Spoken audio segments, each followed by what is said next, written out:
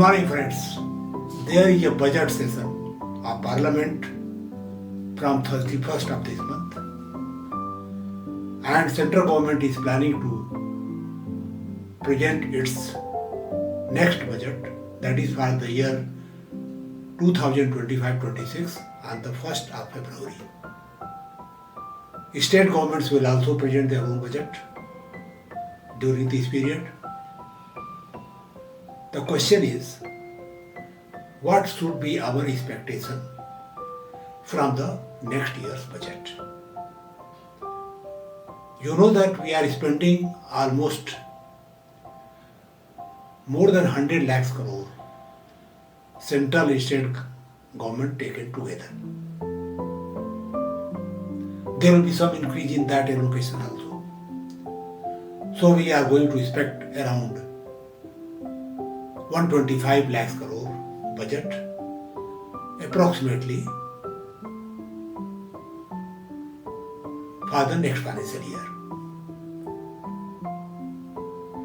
Friend, today through this video, I am going to discuss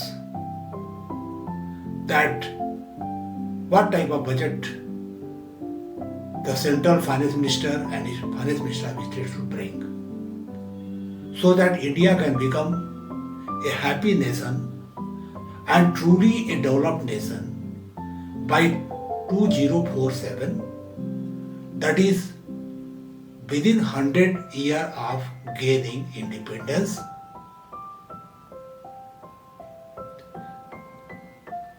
But before that, I must discuss the major challenges which we are facing, and the budget should be able to handle those challenges. So I am going to discuss today the challenges before the country. I am going to discuss certain relations between various economic indicators which will help you in appreciating what type of budget should be brought. But before I start discussion on this very important topic which relates to each and every citizen of India and even to other countries, I want to share some important things with those people who have come first time on my channel. If you are an existing subscriber, you are regularly seeing my video, then you can skip this part and straight away go to the main video. First thing, friend, if you want to attend my live sessions where you can resolve all query there and then, please go to description box. Two links are there. A link is for free webinar, another is for suggestion for free webinar. If a subject of your choice is already scheduled, you can register. If not, you can suggest. I will organize and invite you. Second thing, in case you are interested in the subject of personality development, which is a burning topic, you can join our community munch that is called Prayas Munch. A link is there, you can click and join. Third thing, in order to develop your personality by changing your belief system, your information configuration, your experience configuration, and your action, I am directing a special personality development program which is titled Prayas Foundation course. If you want to know about this, there is a link you can click. Basic structure will be known to you. But in case you want to know detail about individual module of this course, that is, which is available for students, working professionals, government officials, retired people, and entrepreneurs, you can visit our website. Full detail is available.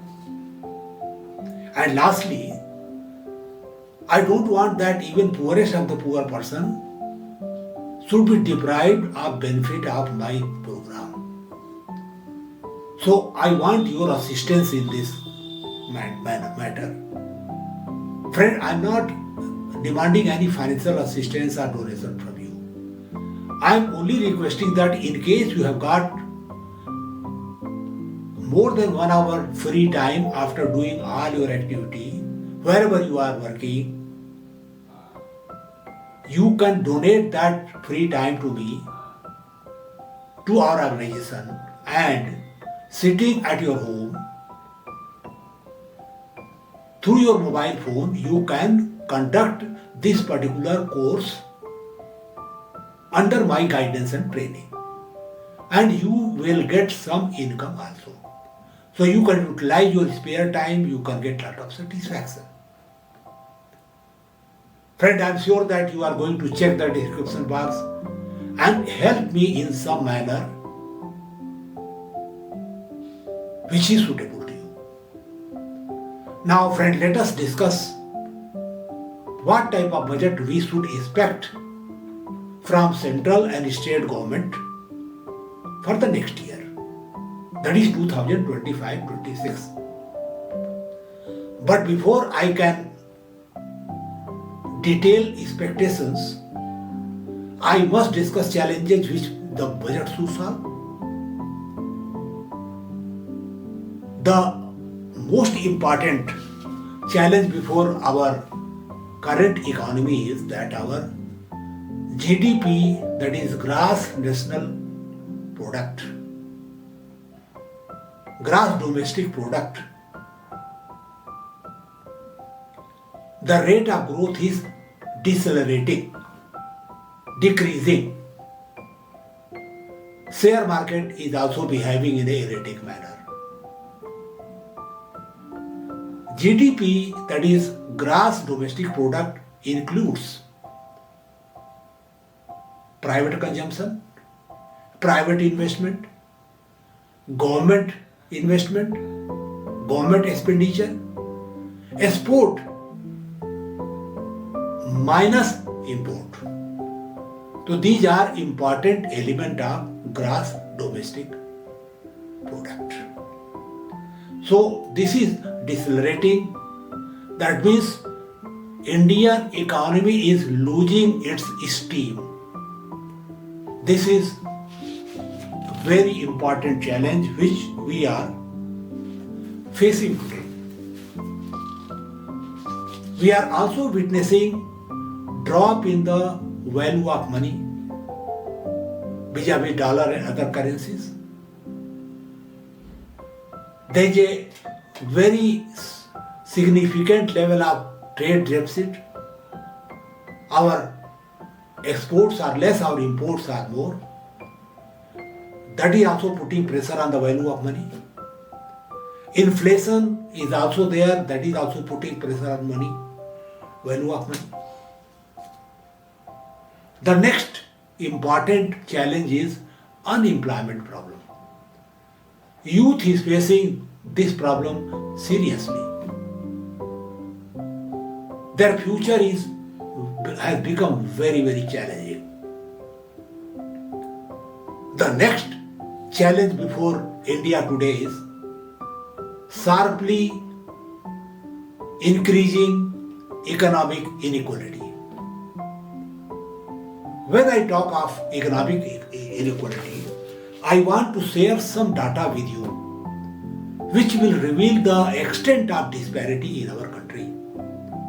If you want to know the disparity, economic disparity, two indicators are important. One is annual earning and second is property or wealth creation. Distribution of wealth, distribution of income. These two are very, very important indicators which we must see how they are distributed over the population of the country, which is 140 crore almost.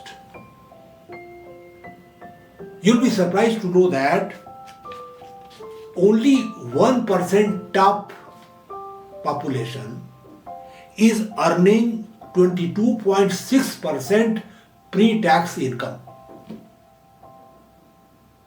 1%. If I take top 10%, they are earning 57%.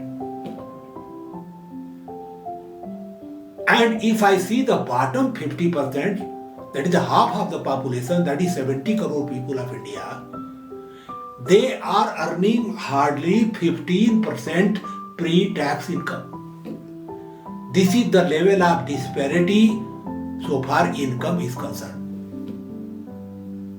Now coming to the wealth side, wealth distribution, there are more than 119 billionaires in the country who are having more than 100 crore plus property.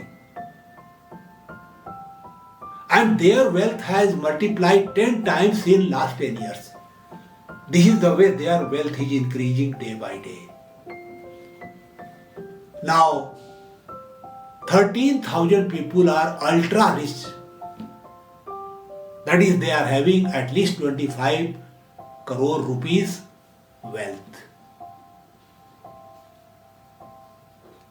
Now, if I talk of wealth distribution in the entire population of the country, only 1% top rich people of the country are owning 40% of the wealth. Almost half the wealth only 1% people are having. And if I take top 10%, they are having property share of 77%. 3/4, more than 3/4, hardly 10%. Out of remaining 90%, if I see the bottom 50%, you'll be surprised to know that they are owning only 3% of the total national wealth. Now, there is a question in your mind that if they are earning 15%, why their share in wealth is only 3%?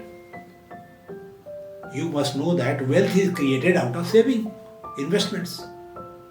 And the poor person who earning very nominal amount is able to consume entire thing in day-to-day, eating and food, etc. And he is not able to save and create asset or wealth. So because of that, the share is only 3%. Now, if I see the employment scenario, you must know that only 20% of the employees are regular. 80% are daily casual workers. There is no guarantee next day they will go on job or not. Next day they will earn something or not. If I talk of gender disparity, the 80% earning is of the male and only 20% formal earning is from female. So the participation of women in labor force is quite insignificant in comparison to the male participation. Now, if I talk of average monthly income of regular employee of our country, worker of our country, it is hardly 13,562. Can you see it is less than 15,000? And if I talk of irregular or daily workers, the average is much below that. It is 5,853. That means hardly 6,000 in a month, 200 rupees per day. And regular people are also earning less than 500 per day.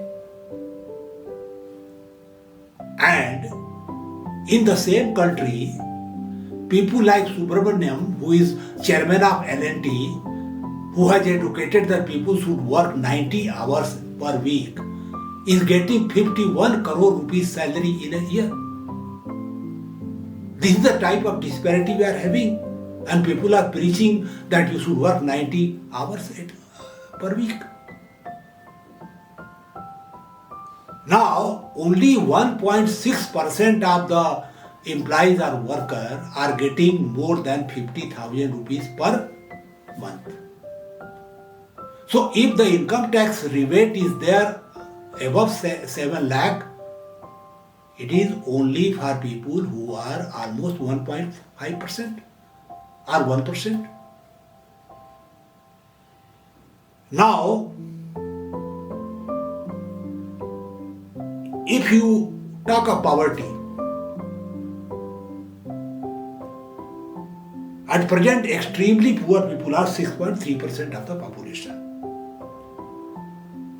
Now, if I talk of consumption data, in the rural areas, the per capita consumption is hardly 3,773, less than 4,000. That means almost 120 rupees per day is the average consumption in the rural area.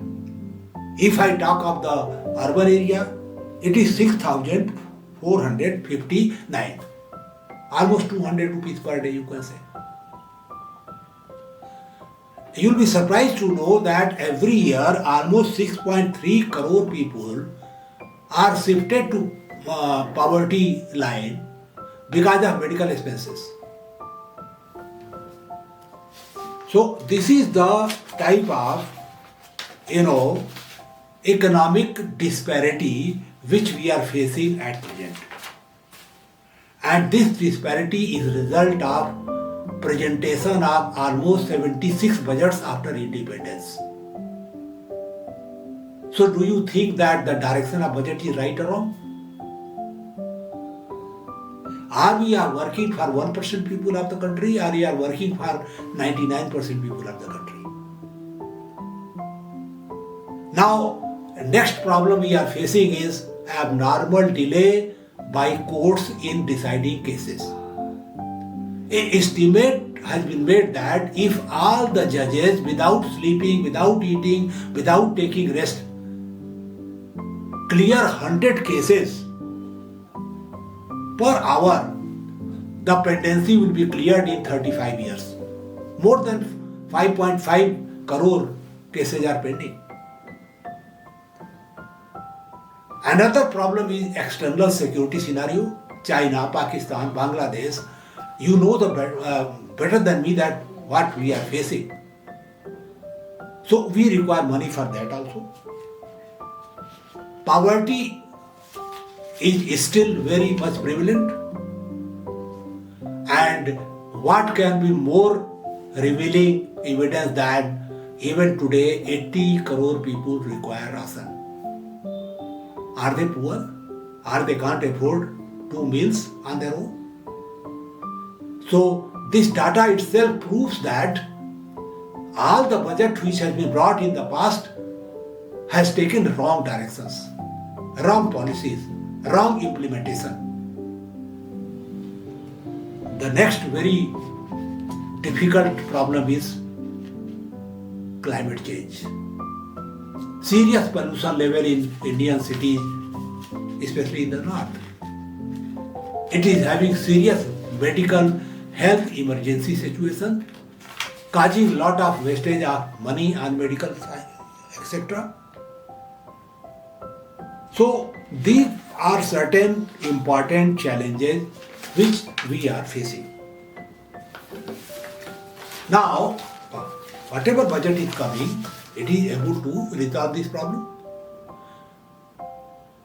But to understand that, what is relationship between various economic indices, indicators with each other, I must discuss this aspect also so that you can appreciate whatever suggestion I am giving for the budget. The first thing is, if I don't have job or I don't have any enterprise to earn, I will not have disposable income. And if I don't have disposable income, I will not consume. And if I will not consume, there will be no demand in the market. And if there is no demand in the market, why somebody will invest in industry or plant and machinery or something? And in case he has invested also in anticipation of demand, and if the demand does not materialize because of this problem, lack of disposable income in the market, my investment will become non-productive. If I have taken loan, I will not be able to repay. The bank will face the problem of non-performing asset (NPA). My profitability will go down, and if my profitability will go down, my share price will also go down. And this is being reflected in the share market trend also. Besides the case that some people are withdrawing money, foreign investors are withdrawing money and investing elsewhere, and they are also withdrawing because they are getting better opportunity elsewhere. That's why they are going. That means their faith in the Indian economy is decreasing because of improvement somewhere else. Today, this is a global economy. Capital is moving from one country to another. Nobody can stop it. So unless you are efficient, your economy is efficient, it has got bright future, they are not going to invest. They will withdraw and they will invest elsewhere. Even if government spends money, invest heavily on infrastructure, in the anticipation that market will grow and demand will grow and government is going to get back in form of higher taxes, and if the demand does not generate, if there is no purchasing power, the government investment will also become non-productive, and if the government has taken loan, it will also default. And today GDP to debt ratio has become very, very alarming. So there will be a problem, debt trap.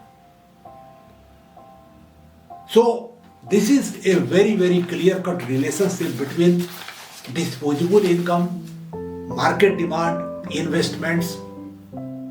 And you have seen in the beginning of this video that GDP includes private consumption, private investment, public expenditure, export and import. So the question is now, why I am not able to get job? There are two reasons behind it.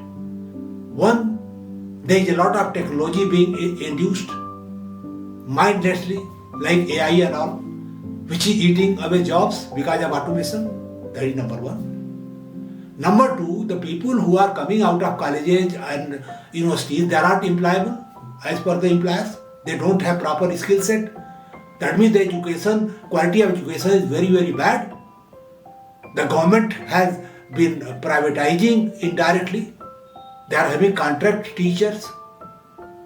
And private sector educational institutions are so costly that a normal person cannot go there. So it has no opportunity to improve its capability. So that is number one. Education is totally non-productive, non-effective. Second thing, the health service is not also very effective. Government hospitals are not able to give service. Private hospitals are very costly. So people have to spend a lot of money on health issues, medical items. So they don't have disposable income, and if they don't have, they will not consume, demand will not increase. So they are becoming poor because of this. Third thing is legal system is very, very costly and expensive and have not been delayed. So there also they spend a lot of money, run after their cases, date after dates. They waste a lot of time. They lose earning of that time. They spend a lot of money. So their disposable income is negatively affected and they can't purchase. The consumption goes down because of that.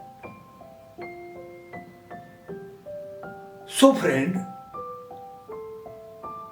if we have all these problems, there should be a solution. And one thing more I want to discuss, there is a direct correlation between technology induction and economic disparity. A rich person can only invest money in plant and machinery and automated systems.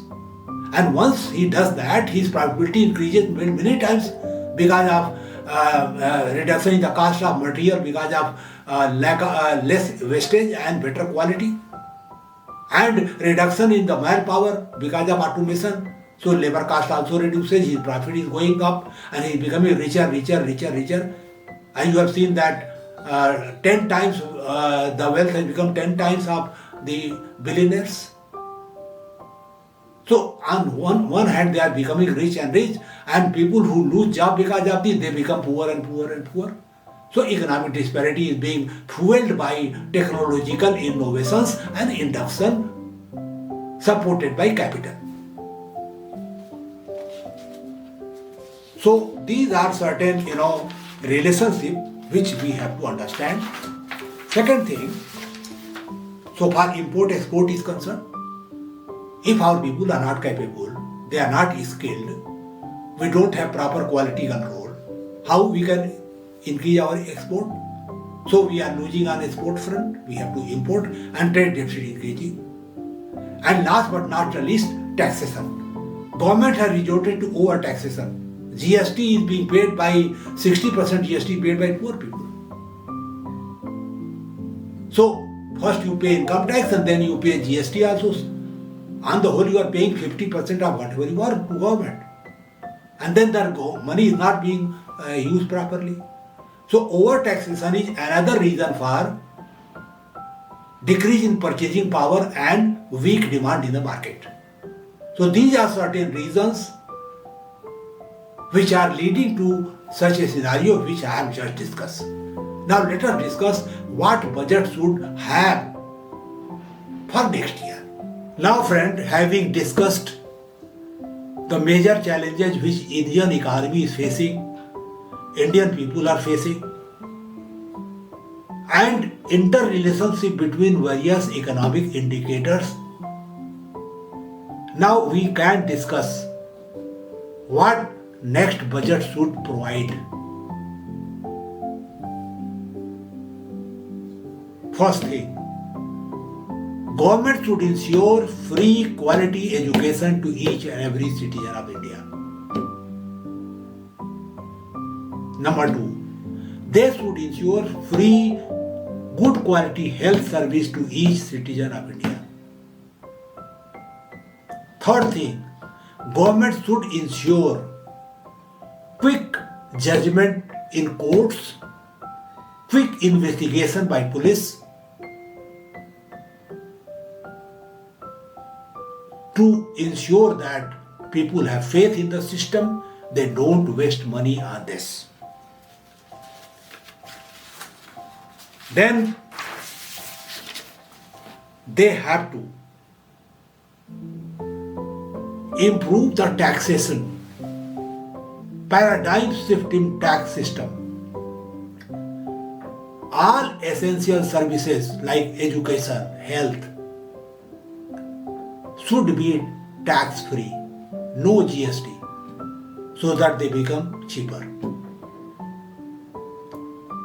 They can re-engineer and put some more GST on luxury goods or something like that, but day-to-day essential should be GST free or tax free.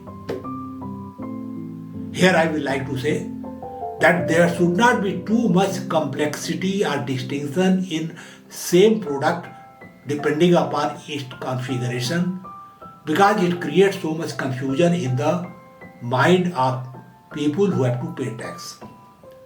So there should be simplification in the tax system. Now, in order to ensure that good quality education is given, good quality health service is given, quick service is given by courts, other services are given promptly, all vacant posts in government sector should be filled. Here I would like to tell you, there is another problem which has been created in the country. There is a disease which has come that is called public-private partnership, PPP. Friend, I have been professor in Railway Staff College and I have been teaching public-private partnership almost more than 3 years. The fundamental argument in favor of PPP is that government lacks fund for developing various infrastructure and giving various services. So let us invite private sector with private expertise And private sector will invest money, their own, their equity, and they will take loan. They will run service on behalf of railway, on behalf of government, provide efficient service. That is the basic fundamental reason behind PPP concept. And there are certain models in PPP which are very, very dangerous. Like government has to agree to some annuity payment or something, and that annuity payment will be coming out of some income which government is expecting from such service. And if that does not materialize, then government is committed to pay the annuity to the private sector in lieu of services being given by them. And if it is not able to earn that much money, there will be a hole in the central budget or state budget. And government sector inefficiency should have been tackled by government. But the senior bureaucrats, senior government officials are not able to take work from people down the line, not able to punish them for their misconduct, lethargy or something, and to get away from their own inefficiency, lack of expertise, lack of effectiveness, they are privatizing. So I am dead against PPP in various government sectors. Let government do what government is made to do. Let private sector do what they are made to do. Let us don't marry these two together. There is a lot of corruption which is taking place in this. Today we have got doctor on contract, nurse on contract, teacher on contract, safai wala on contract, guard on contract. Now there is a only need to have police on contract. Security is already contract out.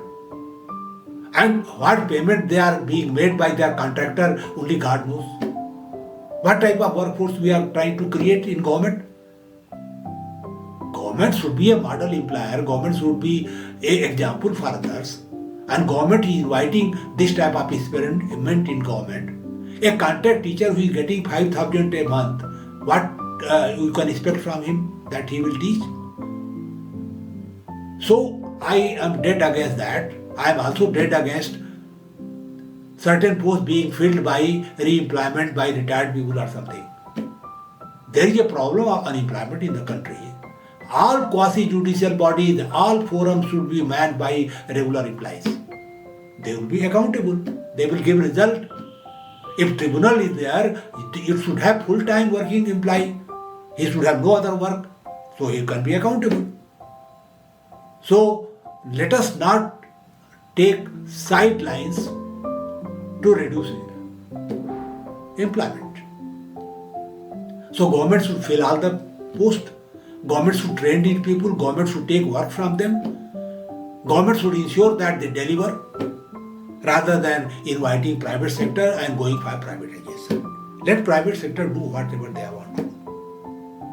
Next thing, banks are facing serious trouble today. People are not depositing money. Deposits are reducing. People are going investing in share market, equity. They are losing heavily. Also, they are doing trading and all those things. I suggest that all bank deposits, all money put in the bank, interest whatever you earn should be tax free, so that it becomes attractive. People are go to bank. They have a safety also. And there should be some comparison between what you can earn from a bank deposit and what you can earn in the share market. There should not be too much differential so that people are attracted unnecessarily and they are putting a lot of money in the share market, and because of increased money supply there is an artificial boost in the share prices. So that should not be there. Only true investors should be there, not speculators. So the next problem I have discussed with you, that there is a serious challenge of climate change and pollution, global warming. So government should ensure strengthening of reliable and strong public transport system, so that private vehicles are used less and less, pollution is controlled. It should create cycle and walking track along the road so that people can walk and they can use cycle in place of automobile. The Spectre Raj should be finished. We should encourage SMME, small, micro and medium industries who are provider of job. They should be decentralized. There should be district growth center where a small industrial estate can be developed, and there should be lot of employment at the local level rather than people migrating to city in search of job. So we should encourage a small sector. We should not encourage automation and big. Now, the plastic production and use should be totally banned.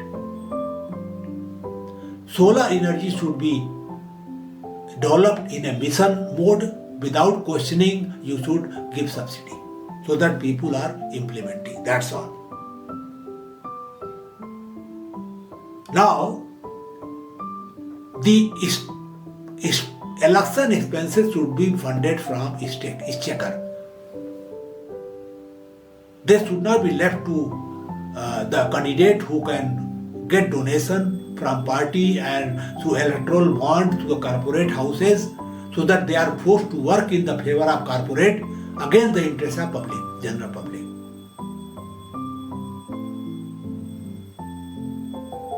The GST should be simplified. Only 3 slabs should be there: 5%, 10% and 15%. You have already taken income tax, so don't do double taxation, and exempt all common thing which common person is using from GST, so that much burden is saved and he can consume. Now, government is providing incentive for productivity link incentive. That is for bringing technology, improving productivity, and as I told you, technology is eating away jobs. So the incentive should be providing for more job rather than productivity. So the focus should shift from productivity to the employment, so that more and more units are there. They create more and more employment, and people have some income. They have purchasing power. And once education system is improved, people will become capable. They can get job. They can do their own entrepreneurship. They can go for that. They can create more job. Today, there are more than 6.5 crore small scale industry in the country, small micro. They are giving employment more than 10 crore people. 30% is their share in the GDP and 40% in export. So if we give support to them, technical support and other things, incentive, they can do wonder. Agriculture is another area where we can commercialize it and give technical input and do quality control, and it can create a lot of export potential. Earning of the farmer will increase. Now, having discussed all these things, you will have a natural question that you have told so many things which will only add to the expenditure of the government. So from where the money will come for this? Friend, if you want to know answer to this question, I made 2 videos last year budget. The first video was zero-based budget, second was performance-based budget. I will request you to see those 2 videos on going to my channel. You will understand the dynamics of saving in budget, but I will like to give you some examples.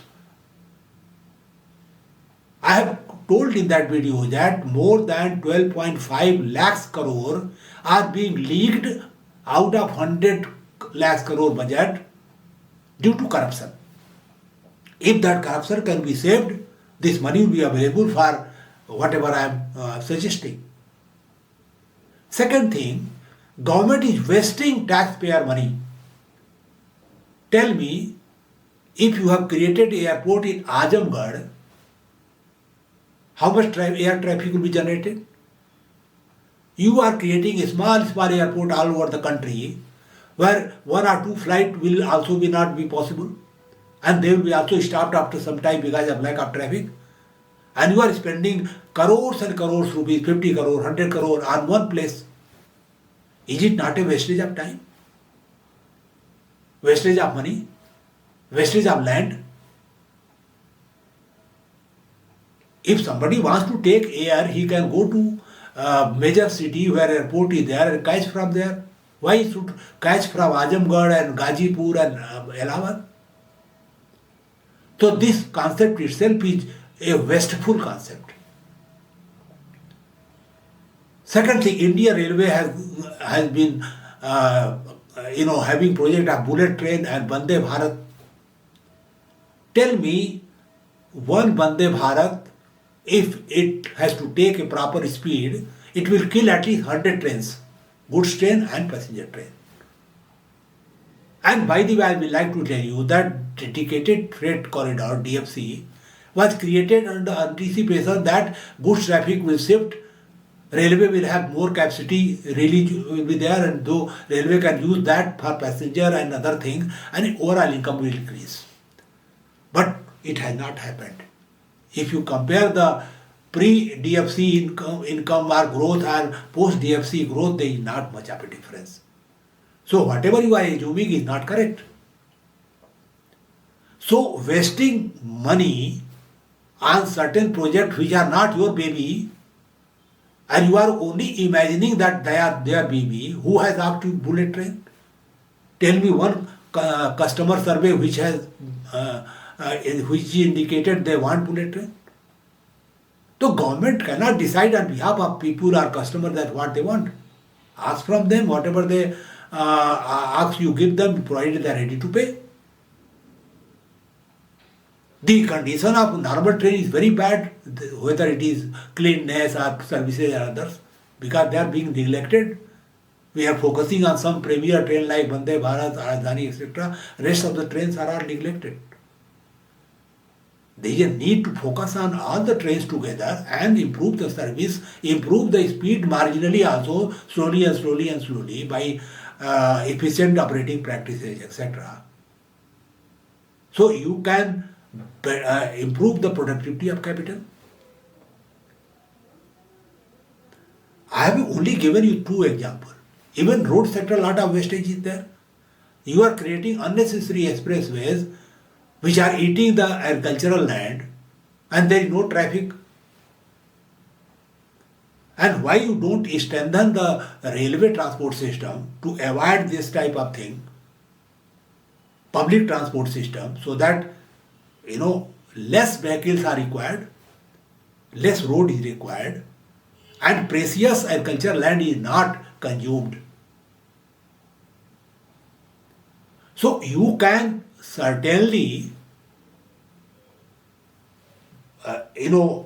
save money out of whatever budget you are having today to invest in education, health and legal system and other things what I have suggested. Once the government does it, I am sure people are capable of earning on their own.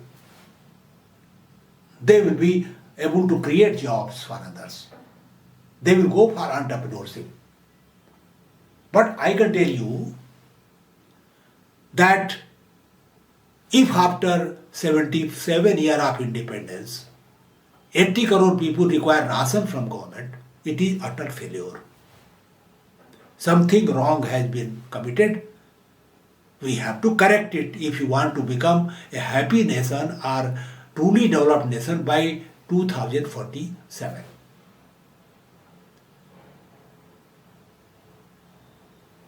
Friend,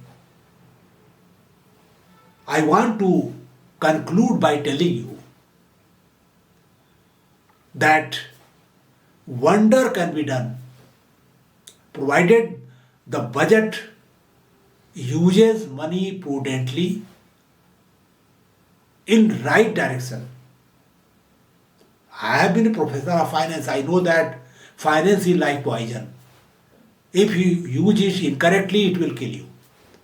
And if you use it prudently, it will help you.